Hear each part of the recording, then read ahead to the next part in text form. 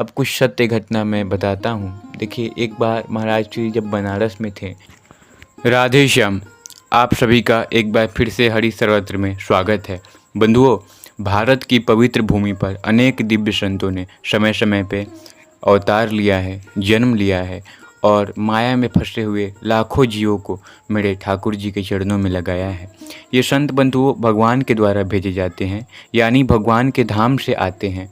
और जैसा कि आप सभी को पता है कि जीवन परिचय भक्त चरित्र सीरीज शुरू हो चुका है। तो आप अगर इस चैनल पे पहली बार आए हैं तो इस चैनल को सब्सक्राइब जरूर कीजिए और बगल की घंटी को भी दबाइए। बंधुओं, भागवत में एक श्लोक है। विदुर जी महाराज कहते हैं कि जिनके हृदय में मुकुंद के चरणारविंद विराजमान हैं, उन भक्त जनों के गुणों को श्रवण करना ही मनुष्यों के बहुत दिनों तक किए हुए शास्त्र अभ्यास के श्रम का मुख्य फल है। ऐसा विद्वानों का श्रेष्ठ मत है। तो आइए हम सब सावधान होकर पूज्य महाराज श्री के जीवन चरित्र सुनते हैं। पूज्य महाराज श्री का जन्म अत्यंत पवित्र और सात्विक ब्राह्मण परिवार में हुआ था। उनका नाम अनिरुद्ध कुमार पांडे था। उनका जन्म अखड़ी गांव, सरसौल ब्लॉक, कानपुर, उत्तर प्रदेश में हुआ था। उनके दादाजी भी सन्यासी थे, इसलिए बड़ा ही शांत और भक्तिमय वातावरण था।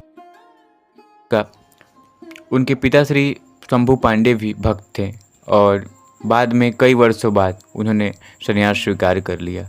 उनकी माता श्रीमती रमा देवी सभी संतों का बहुत सम्मान करती थी, बहुत आदर करती थी। इस भक्ति भाव से परिपूर्ण अपने पारिवारिक पृष्ठभूमि को देख के पूज्य महाराज श्री का मन भी बहुत कम उम्र में भक्ति में लग गया और वे तरह तरह के चालीसा, प्रार्थना ये सब पढ़ने लगे। महाराज श्री जब 5वीं कक्षा में थे तब वे गीता प्रेस गोरखपुर से प्रकाशित सुख सागर, जो अब भागवत सुधा सागर के रूप में मिलता है, वो उसको पढ़ना उन्होंने शुरू कर दिया। बहुत छोटी उम्र में उन्होंने अपने जीवन के उद्देश्य को लेकर सवाल उठाना शुरू कर दिया और इसका उत्तर पाने के लिए महाराज श्री ने श्री कृष्ण गोविंद हरे मुरारे और श्री राम जय जय राम का जप करना शुरू कर दिया।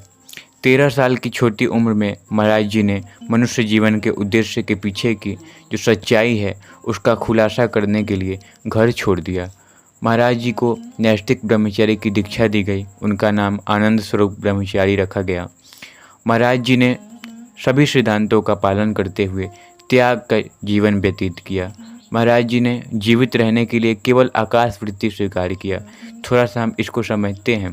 देखिए, आकाश वृत्ति का मतलब है बिना किसी व्यक्तिगत प्रयास के केवल भगवान की दया से प्रदान की गई चीज़ों को स्वीकार करना। महाराज जी के साधक रूप अधिकांश जो गंगा मैया के तट पर बिता। महाराज जी ने कभी भी आश्रम के जीवन को स्वीकार नहीं किया।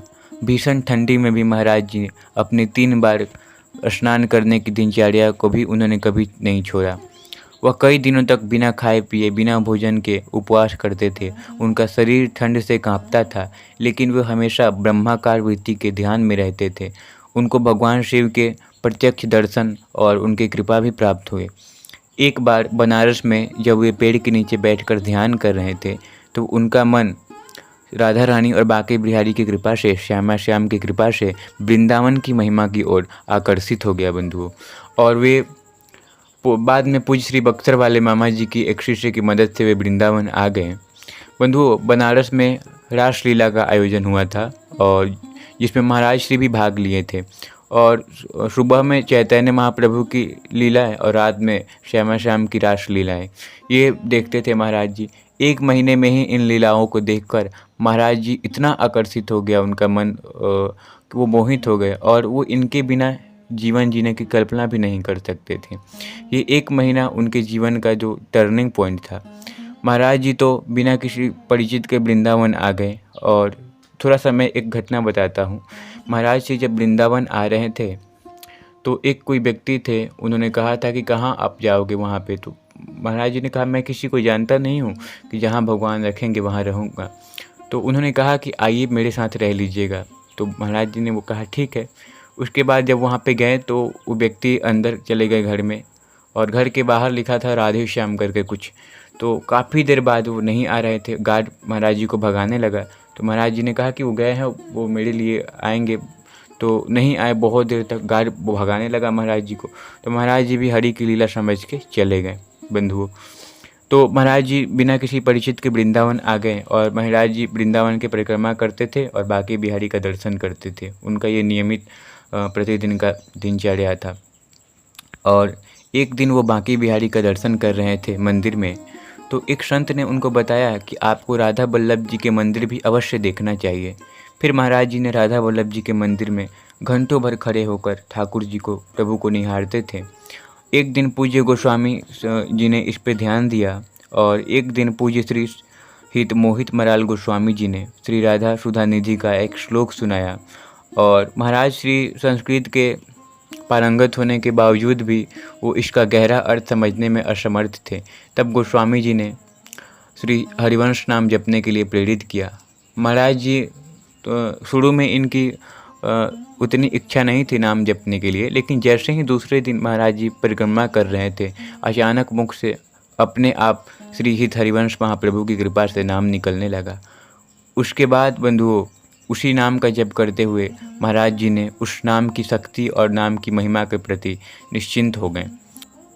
एक दिन सुबह सुबह जब महाराज श्री परिक्रमा कर रहे थे, तब महाराज जी एक सखी के द्वारा ये एक पद सुनकर मंत्रमुग्ध हो गए थे। श्री प्रिया वदन छवि चंद्र मनो पुत नयन चकोर सुधारस माधुरी पान करत निशिभोर। इसके बाद महाराज जी ने सन्यास के नियम को किनारे रखते हुए सखी से बात की और उनसे उस पद को समझाने का अनुरोध किया। वे मुस्कुराई और उनसे कहा कि इस श्लोक को समझना चाहते हैं तो उन्हें राधा वल्लभी बनना हो। उसके बाद महाराज श्री तुरंत पूज्य श्री मोहित मराल गोस्वामी जी के पास आए, संपर्क किया उन्होंने दीक्षा के लिए। और उसके बाद बंधुओं जो पूज्य गोस्वामी परिकर ने बहुत पहले ही भविष्यवाणी कर दिया था भक्ति का कि, और उनका जो भविष्यवाणी था वो सच साबित हुआ। महाराज जी राधा वल्लभ संप्रदाय में शरणागत मंत्र लिए और कुछ दिनों बाद पूज्य श्री हित गोस्वामी जी द्वारा अपने वर्तमान गुरु से मिले, अपने वर्तमान सद्गुरुदेव भगवान से वो मिले, जो सहचरी भाव के सबसे प्रमुख में से एक हैं। पूज्यपाद प्रातः स्मरणीय श्री हित गौरांगी शरण जी महाराज। थोड़ा सा मैं बताऊं, वो इतने अच्छे संत हैं, महापुरुष है बंधुओं, कि उनका जो कुटिया के बाहर किसी ने राधा वाटिका लिख दिया नाम, और वो आशीर्वाद लेने जब गए ना तो महाराज जी खुद उनको प्रणाम करने लगे। बहुत अच्छे।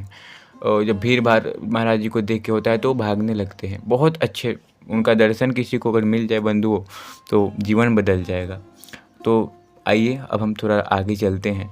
पूज्यपाद प्रातः स्मरणीय श्री हित गौरांगी शरण जी महाराज ने उन्होंने सहचरी भाव और नित्य विहार रस की दीक्षा दी, निज मंत्र दी।